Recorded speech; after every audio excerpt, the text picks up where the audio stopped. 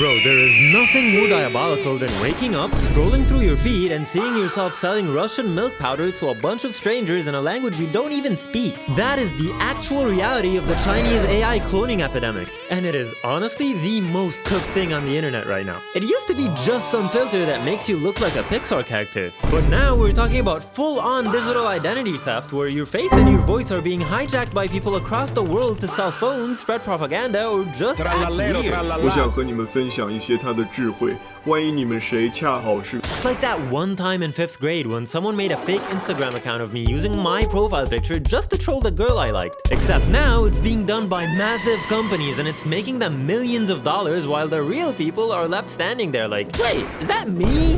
A great example of this moving culture is Moist Critical, aka Charlie, aka Penguin Z0, got hit by this too. He found out there's this whole movement on Bilibili where they have these channels called movers. Yeah, these channels are called movers. These guys aren't just reposting videos, they are moving the entire personality over. Charlie was watching a video of himself talking about the Epstein files, but in perfect Mandarin. He didn't learn Chinese, he didn't go to some secret immersion camp. He was just sitting in his room while a robot version of him was spitting facts to the Chinese masses. 当我说起好莱坞时 ，much better. 你最近首先想到的是什么？ He was looking at the comments, and since he can't read Mandarin, he's just guessing based on the emojis. Based on the one comment I can read without having an account, this guy liked it. One guy was smiling, so Charlie's like, yeah, he likes it. I'm a national sensation. But he started thinking about the dark side. What if the AI dubs him into being someone truly heinous? Like, what if he becomes the ultimate villain of China because an AI decided to make him say things he never said? It's like the Lelouch from Code Geass orc, but in real life. What's even crazier is the scale of these mover channels. Charlie found one that had 14,000 videos. They were uploading a new video every 10 minutes. This channel actually has 14,000 videos they're uploading like every 10 minutes. Even though there are human-run channels with this many vids, we all know it's not a human being doing this. They're grabbing everything like a digital assembly line of stolen content. Charlie, CoffeeZilla, Drew Gooden, and I could go on to name 13,997 more. These channels use tools like GhostCut, which is like the assassin of content. For 10 cents a minute, GhostCut can wipe out hard-coded subtitles, identify multiple speakers, and swap their voices for hyper-realistic AI ones. 当全世界都在给俄罗斯男看诗，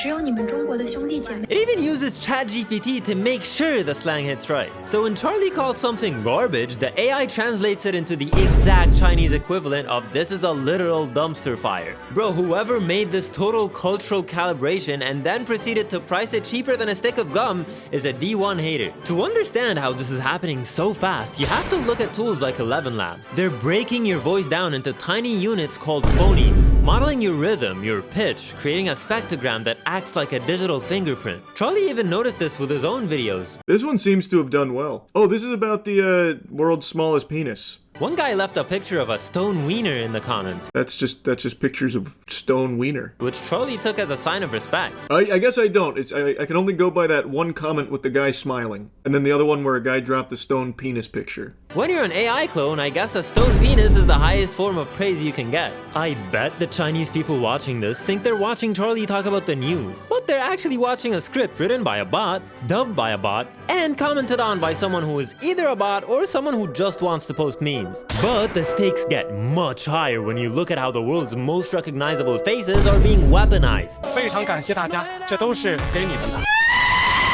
If you think a news anchor clone is weird, wait until you hear about Musk Talk 007. This was a channel that used an AI Elon Musk to spread CCP propaganda. It got 2 million views. Imagine seeing Elon Musk talking about how great a specific government policy is in a language he doesn't speak. It's like if I used AI to make LeBron James tell everyone that my school's cafeteria food is actually 5-star gourmet. Nobody would believe it if they looked closely, but at a glance, it's just enough to trick people. Google actually had to delete 50,000 of these Chinese channels in 2022 and another 65,000 in 2023. It's like a game of whack-a-mole where the moles have infinite lives lives and a high-speed internet connection. The Musk Talk 007 thing is especially funny because the real Elon probably has no idea he's a part-time hype man for Chinese infrastructure. It's like your face is having a whole separate career where you're just trying to launch rockets. This is the primacy effect in action. People see the face first, believe the message second, and by the time they realize it's fake, the damage is already done. The tools behind this are getting scary fast too. There's this company called HeyGen that everyone's using now. You might have seen those clips of Donald Trump or Taylor Swift speaking perfect Mandarin. 第一次来到中国，我非常高兴，人工智能正在改变世界。 Yeah, that's HeyGen. It looks so real, it's actually unsettling. New research has confirmed that frontier AI systems have officially crossed the self-replicating red line. This means AIs can now create fully functional copies of themselves without any human intervention. In tests, the Llama model succeeded in self-replicating 50% of the time, and another model called Quen hit a 90% success rate. The AI uses agentic scaffolding, basically a digital brain to plan, reason, and execute the replication. It can even use a memory bank to learn from its mistakes. If it fails the first time, it checks what went wrong and tries again until it's alive in a new system.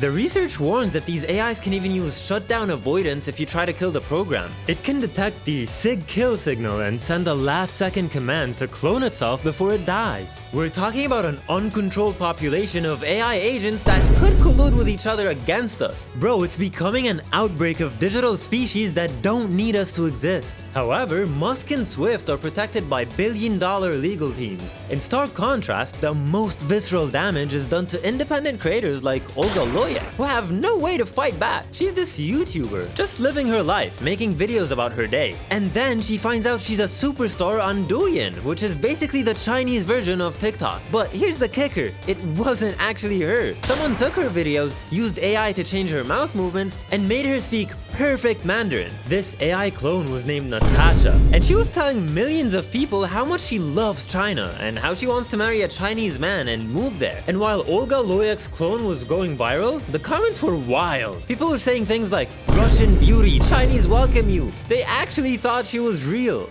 The real Olga was understandably losing her mind.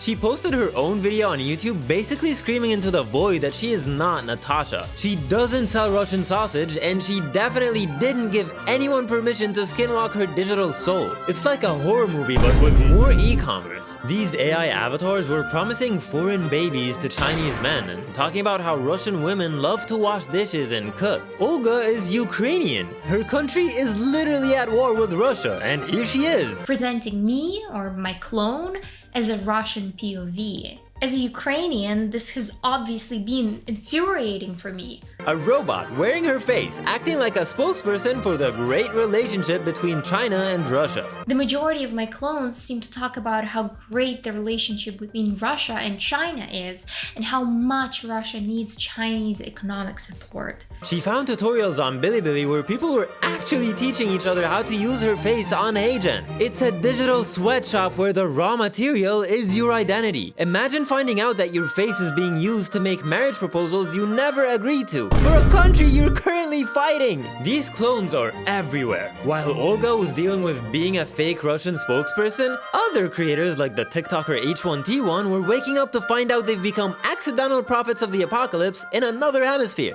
This guy H1T1 finds a video of himself on Chinese YouTube basically being Noah's Ark 2.0. He's standing there watching himself speak a language he doesn't know a single word of. 现在你可能已经听说过那个声称世界将在圣诞节结束的 TikTok 网红，像就是诺亚方舟2.0。 Claiming the world is ending on Christmas. Imagine that for a second. You're just minding your business, maybe eating some cereal, and someone sends you a clip of you telling millions of people to get on the boat because the sky is falling. He actually thought it was kinda sick though. He was hyped that Chinese him was thriving. It's a weird vibe to have, but I guess if you're going to be a deepfake, you might as well be a successful one. He's literally seeing his own voice, his own inflections, all mapped onto a message he never sent. Think of it as your digital soul escaped your body and decided to start a cult in Shanghai without telling you. Olga and H1T1 represent the terrifying human cost of this tech, but even the literal titans of the platform like Markiplier aren't immune to being used, though sometimes the AI shows a weird lack of effort. When Charlie was digging through Bilibili, he checked on Markiplier to see if he got the Mandarin treatment, but the AI actually did him dirty.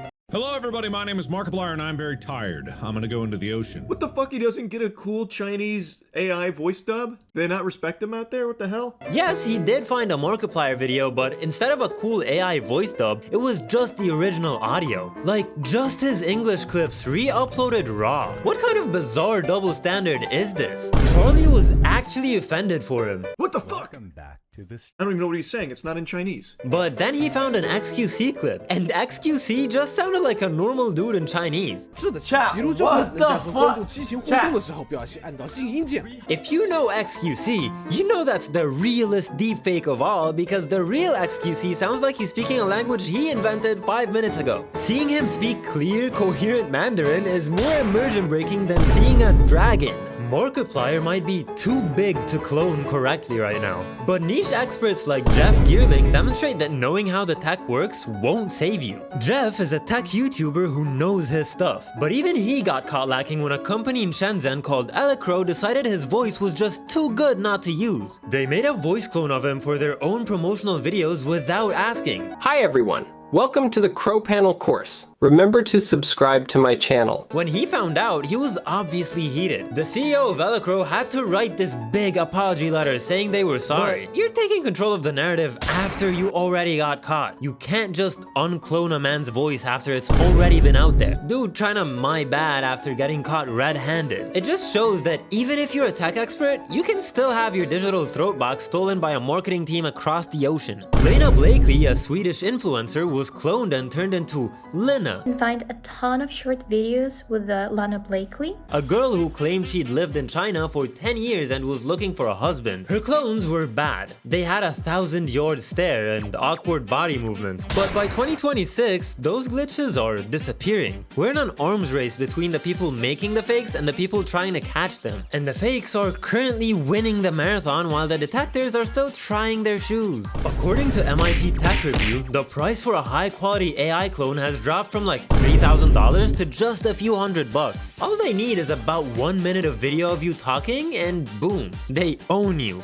It's like buying a skin in Fortnite, except the skin is a real human being and they don't get any of the V-Bucks. There are literally 400,000 virtual streamers in China right now, and their goal is to hit 100 million. That is more digital people than there are actual people in most countries. The 1 minute rule is the scariest part. Think about it. You can't even leave a long voicemail anymore without accidentally giving someone the keys to your soul. If you talk too long on a public street, someone could record you and by dinner time, you are selling air fryers on a Chinese app. It's like that one time in school where you said one embarrassing thing and it became your nickname forever. Except the nickname is a 24/7 digital worker that never sleeps. While Jeff and Lena are fighting individual companies, massive entities like MKBHD and Mark Rober are facing a literal corporate vacuum. A platform called Ganjing World decided they didn't want to wait for these guys to upload their own content, so they just start cloning their entire channels. They even went after NPR and St. Jude's Children's Hospital.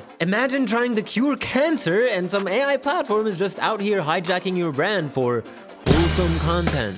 Ganjing World likes to market itself as the fastest growing online platform and claims to provide a clean environment for families. I don't know about you, but stealing someone's entire identity doesn't feel very clean to me. It feels like that one kid who copies your homework and then has the audacity to tell the teacher you copied from him. YouTube eventually had to hit them with a cease and desist, and by the end of 2024, it turned into a full-blown lawsuit. The lawsuit alleges that they were automatically vacuuming up entire channels and they ain't even hiding it. It's like a digital vacuum cleaner, except the shit it sucks up is popular people. By May 2025, the legal battle got even nastier. Ganjing World's lawyers actually accused YouTube's legal team of advancing the interests of an authoritarian foreign power. Bro, you're the one stealing the videos. It's the ultimate no you in a court of law. They basically tried to argue that since they were cleaning up the internet from bad content, that they had the right to steal whatever they wanted. It's like a thief saying they didn't steal your car, they just relocated it to a neighborhood with better parking. These AI streamers are even getting emotional intelligence updates. Sima Huapeng, the CEO of Silicon Intelligence, says they want the streamers to react with sadness to mean comments. We are literally building robots to have depression, just so they feel more human while selling us blenders. Imagine Imagine being a hater and trying to roast a streamer, and the streamer just starts crying because its code told it that sadness increases engagement by 12%. That's some next level psychological warfare. But it's not just sellers. Silicon Intelligence is moving into the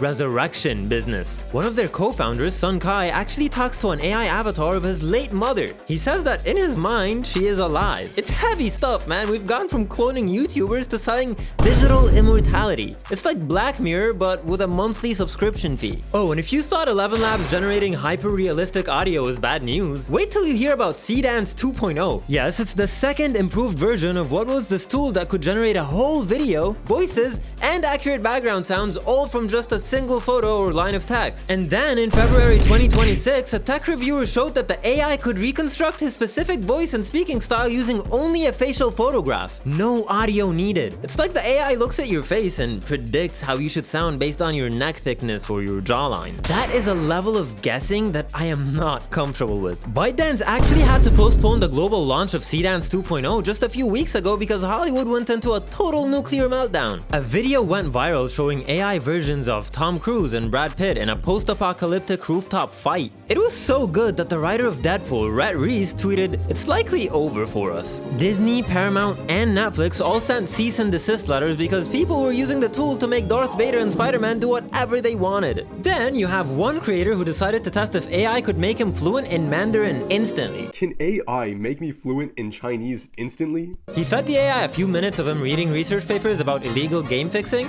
real high-level stuff, and the result was scary. The AI didn't just translate his words, it nailed the 4 tones of Mandarin. 我的中文比这个 AI 非常好。谢谢你们，再见。 Which is a nightmare for English speakers, but it was so fast it was almost light speed. He joked that even a native speaker couldn't keep up with how fast his clone was yapping. It's impressive stuff, but it's also a warning. The AI can make you sound like an expert in a language you're still failing in 5th grade. Speaking of huge numbers, have you seen the live streams? There was this one Chinese AI live stream where 13 million people turned in to watch an AI clone sell smartphones. 13 million! That's more people than live in New York City watching a robot talk about battery life. It's efficient, I guess, because the AI doesn't need to sleep, eat, or take bathroom breaks. It just stands there and sells until the servers melt. It's kind of terrifying if you think about it. Imagine your favorite streamer being replaced by a version of them that never stops talking and never gets tired. But of course, where there's money, there's also the government getting involved. Not everyone is using these clones to sell sausages and phones. Some of them are being used for education, or what most people call propaganda. There's this thing called the Shadow Play Network, which is basically a group of 30 fake channels that have racked up 120 million views and 730,000 subscribers. They use AI to look like news anchors or influencers to spread specific messages. It's like the ultimate trust me bro, but the bro is a line of code working for the state. They've pumped out over 4,500 videos. They brag about Chinese technology and talk about how US expertise is being surpassed. They even have French versions now. Australia's ASPI and Le Monde found 10 French channels doing the exact same thing. These channels weren't spreading news that wasn't just biased. It was completely fabricated, like claiming Southeast Asian countries were ditching their own cash for the Chinese yuan. YouTube has been trying to play whack-a-mole with them, but it's hard when the moles are powered by supercomputers. Even the Chinese government is starting to sweat a little bit. By February 2026, they had to penalize 13,000 accounts for posting AI content without labeling it. It's kind of ironic, right? The place where most of this tech is coming from is also the place trying to put the lid back on the jar. It's like the person who started the food fight in the cafeteria being the first one to complain that they got ketchup on their shirt. And Charlie's investigation rabbit hole goes deeper. He found out that iShowSpeed actually has a legitimate Bilibili account that's huge. Speed is out there doing unlimited international videos, and it just works because he's already high energy and chaotic. But for a guy like Charlie, who just wants to sell his cheeky soap and talk about weird stuff, the idea of being an AI superstar in China is just surreal. He even joked about a cheeky collab with Chinese anime characters. Imagine a bunch of people in China paying $40 for shipping just to get some American soap because an AI clone told them it smells like freedom. It's the ultimate cross-cultural confusion.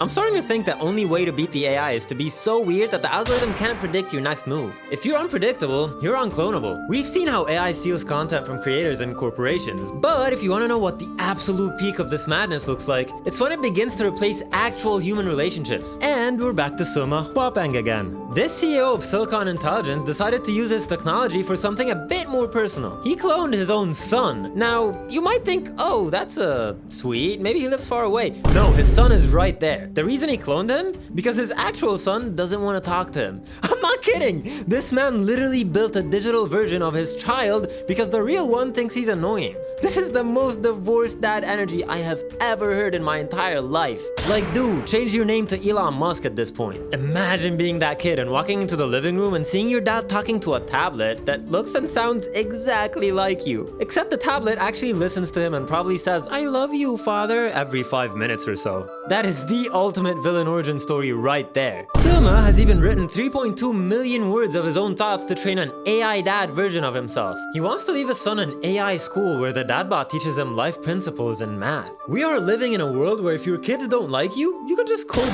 new ones. If that doesn't tell you how cooked the future is, I don't know what will.